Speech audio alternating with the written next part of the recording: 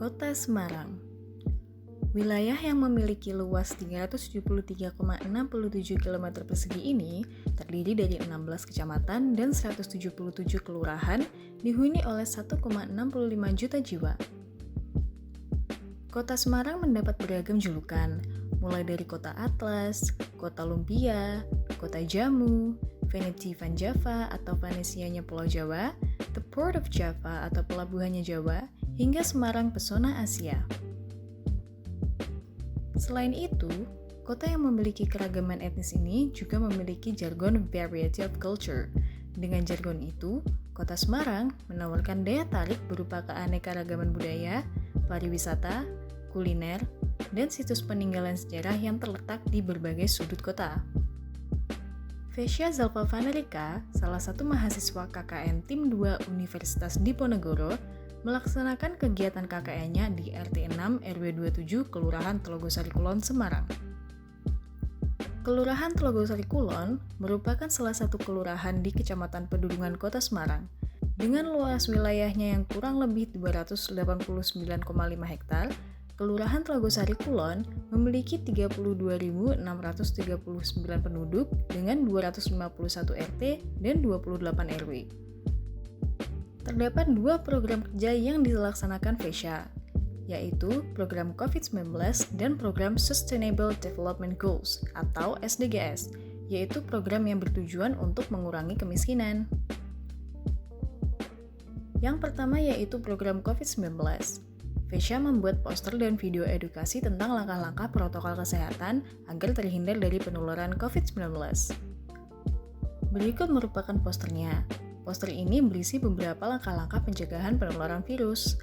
Hal-hal yang bisa dilakukan yaitu di rumah saja jika tidak ada kepentingan, memakai masker lengkap yaitu masker medis dan masker kain saat berada di luar rumah, selalu mencuci tangan dengan sabun dengan air mengalir, menjaga jarak dengan orang lain minimal 1 meter, melakukan vaksinasi, konsumsi makanan bergizi, rajin olahraga dan istirahat cukup agar imun tubuh selalu terjaga. Berikut video langkah-langkah pencegahan penularan. Hai, kenalin, nama aku Feve. Teman-temanku pada manggil aku pakai nama itu sih. Dan I'm sorry aku harus pakai earphone karena aku nggak punya mic. Anyways, aku mau ngasih info penting buat kalian. As you guys know, pandemi COVID-19 udah berlangsung selama 1 tahun terhitung dari kemarin Maret sejak diumumkan oleh WHO. Beberapa pengendalian yang dilakukan yaitu di rumah saja dan social distancing, kalau sekarang lagi PPKM namanya, terus cuci tangan pakai sabun atau pakai hand sanitizer kalau nggak ada tempat cuci tangan, lalu melakukan vaksinasi dan memakai masker yang semua kita lakukan dari tahun kemarin hingga sekarang. Pemerintah di seluruh dunia mewajibkan untuk memakai masker dan penutup wajah lainnya saat berada di luar rumah, terutama di transportasi umum, pusat perbelanjaan, dan tempat kerja yang ada banyak orang. And now, let's read some article, shall we? Ada nih jurnal penelitian yang meninjau dampak penggunaan masker dalam mengendalikan penularan virus pernapasan. Jurnal ini memakai 58 jurnal penelitian lain yang dijadikan referensi. Dan tiap penelitiannya dilakukan di berbagai negara, yaitu China, Amerika Serikat, Kanada, Hong Kong, Korea Selatan, Australia, Jepang, Singapura, Thailand, Vietnam, Prancis, Jerman, Meksiko, dan Arab Saudi. Udah capek duluan gak sih nyebutinnya? Orang-orang yang dijadikan sampel yaitu ada nakes, pasien, dan masyarakat umum dengan berbagai jenis masker yang dipakainya. Dari 58 jurnal penelitian tadi, nggak cuma bahas soal penggunaan masker untuk pencegahan tertularnya virus COVID-19, tapi pencegahan virus-virus pernapasan lain seperti SARS, influenza, dan MERS. Memakai masker dengan benar dan konsisten merupakan langkah penting yang bisa kita lakukan demi menghindari infeksi dan penyebaran COVID-19.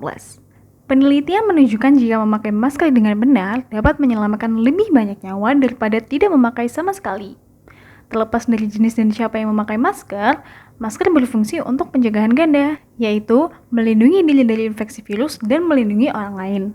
Makanya, kalau semua orang memakai masker di tempat umum, hal itu jadi pencegahan ganda terhadap penularan COVID-19. Mengontrol penyebaran COVID-19 dengan sesimpel memakai masker dapat menyelamatkan nyawa seseorang, mencegah kemungkinan diberlakukannya kembali lockdown atau PPKM ini, dan memastikan kalau nakes nggak kewalahan sama kasus COVID-19 yang parah di Ibu Pertiwi. As you know, tiap hari nambah ribuan kasus. Semoga para nakes dan kita semua selalu diberi kesehatan ya. Amin. Ada lagi nih artikel penelitian masih sama soal pemakaian masker. Si peneliti melakukan survei online tentang penggunaan masker dari ribuan orang di seluruh negeri. Maksudnya di artikel ini tuh di USA ya, Amerika Serikat. Tujuannya untuk mengukur hubungan antara pemakai masker dan kontrol penularan komunitas yang ditandai dengan meningkatnya angka positif. Didapatkan sebanyak 378.207 tanggapan dari masyarakat, lalu didapatkan juga kesimpulannya kalau masker itu berfungsi. Dengan catatan, semua orang pakai masker, nggak cuma orang yang terjangkit atau ODP doang yang pakai. Dukungan masyarakat diberlakukan demi keberhasilan pencegahan penularan COVID-19 ini. Dari 2 artikel penelitian tadi bisa dibilang kalau kita semua itu wajib banget pakai masker, oke? Satu lagi artikel penelitian lain soal prioritas memakai masker N95 atau masker ganda. Artikel ini bilang, kalau nggak semua masker itu memberikan tingkat perlindungan yang sama. Saat membeli masker harus diperiksa dulu ya, apakah masker itu pas dengan wajah, bisa menutup hidung, mulut, dan dagu, alias nggak boleh ada kebocoran udara, dan apakah masker itu memiliki 2 atau lebih lapisan yang bisa dibuat untuk bernafas. Dan masker yang bagus ya, masker prosedur medis yang perlindungannya tinggi. Menurut Centers for Disease Control and Prevention atau Pusat Pengendalian dan Pencegahan Penyakit, masker yang ideal itu ya masker N95 atau PFF2. Tapi ada kok alternatifnya. Masker sekali pakai yang dilapisi dengan masker kain juga bisa dipakai. Karena varian virus COVID-19 yang ditemukan beredar di seluruh dunia gampang dan cepat nyebarnya, masyarakat disarankan memakai masker double, yaitu masker bedah sama masker kain buat lapisan luarnya. Alasan utama rekomendasi ini ya karena pakai 2 masker bersamaan bisa meningkatkan perlindungan lebih. Masih dari artikel yang sama, dijelaskan kalau sekarang tuh udah ada kain yang sifatnya antivirus. Bisa nonaktifin virus gitu. All shop di Brazil udah pada jual pakaian, masker, dan kain yang sifatnya antivirus. Nggak tahu sih kalau di toko online ada, coba cek deh. Tapi walaupun sudah memakai pakaian yang terbuat dari kain dengan sifat antivirus, itu nggak menjamin perlindungan total terhadap virus COVID-19. Jadi harus tetap jaga prokes ya. Sampai herd immunity tercapai di Indonesia, memakai masker, social distancing, menghindari keramaian, dan selalu cuci tangan adalah cara yang sangat efektif untuk menunda penyebaran COVID-19 ini. Lalu, apa sih herd immunity itu? Menurut WHO, herd immunity yang juga dikenal sebagai population immunity atau kekebalan populasi adalah perlindungan tidak langsung dari penyakit menular yang terjadi ketika suatu populasi kebal melalui vaksinasi atau kekebalan tersebut muncul dari infeksi sebelumnya. Jadi, herd immunity bisa terjadi kalau banyak orang yang divaksin atau banyak yang udah sembuh dari COVID. Tapi siapa sih yang mau kena COVID? Dari WHO sendiri mendukung pencapaian herd immunity melalui vaksinasi, bukan dengan membiarkan virusnya menyebar ke semua orang, karena itu akan mengakibatkan kasus dan kematian yang tidak diperlukan. Kalian bisa cek soal herd immunity dan vaksin di websitenya WHO yang udah aku taruh di deskripsi bawah ya. Dari WHO sendiri sih belum mastiin berapa persen populasi yang dibutuhkan agar terciptanya herd immunity di pandemi COVID-19 ini. Tapi WHO juga ngasih tahu kalau herd immunity terhadap campak dibutuhkan sekitar 95% populasi divaksinasi, sedangkan polio dibutuhkan sekitar 80% divaksinasi. Kira-kira untuk COVID-19 berapa persen populasi yang dibutuhkan ya? Yang jelas tinggi deh. Indonesia bahkan jauh di bawah 50% loh yang udah divaksinasi, makanya mari kita vaksin. Ya. Dan soal cuci tangan, UNICEF menjelaskan COVID-19 menyebar ketika lendir atau tetesan yang mengandung virus masuk ke tubuh melalui mata, hidung, atau tenggorokan. Seringkali virus dapat dengan mudah menyebar dari satu orang ke orang lain melalui tangan. Selama pandemi, salah satu cara termurah, termudah, dan terpenting untuk mencegah penyebaran virus adalah dengan sering mencuci tangan dengan sabun dan air.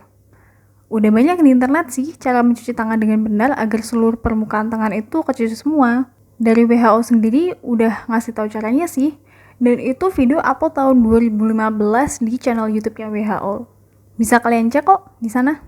Jadi, kesimpulan dari video ini ada di poster yang aku buat ini. Cara agar mencegah dan terhindar dari virus COVID-19 adalah tetap di rumah kalau nggak ada kepentingan, memakai masker double, medis dan kain kalau keluar, selalu cuci tangan memakai sabun, jaga jarak dengan orang lain, lakukan vaksinasi, mumpung gratis, besok-besok katanya bayar. Konsumsi makanan bergizi, rutin olahraga, dan cukup tidur agar imunitas selalu terjaga. Udah segitu aja dari aku. Kalau misalkan tadi yang aku jabarin ada yang salah, bisa dikoreksi ya teman-teman. Terima kasih sudah menyimak dari awal sampai akhir. Semoga video tadi bisa menambah wawasan dan kesadaran buat kita semua ya. Bye-bye. Vesya mengunggah video tersebut ke channel YouTube pribadinya dengan judul "Lakukan hal-hal ini untuk mencegah penularan COVID-19". Kemudian, Vesya mengirim link YouTube tersebut ke grup WhatsApp RT6 RW27 agar masyarakat mengerti betapa pentingnya menjaga prokes dan mengapa masyarakat harus mengikutinya. Tak lupa, Vesya pun meminta agar masyarakat membagikan link YouTube ke khalayak umum agar ilmu yang diberikan tidak berhenti di grup WhatsApp itu saja. Program kerja kedua yang dilakukan yaitu program SDGs. Vesya bekerja sama dengan mitra KKN penjahit rumahan yang berada di RT6 RW27 Kelurahan Telgosari Kulon bernama Mbak Nana. Vesya mengusulkan Mbak Nana untuk membuat masker sebagai dukungan gerakan memakai masker rangkap yang telah dicanangkan pemerintah. Masker tersebut dijual ke e-commerce untuk menambah penghasilan Mbak Nana yang perekonomiannya terdampak selama pandemi ini.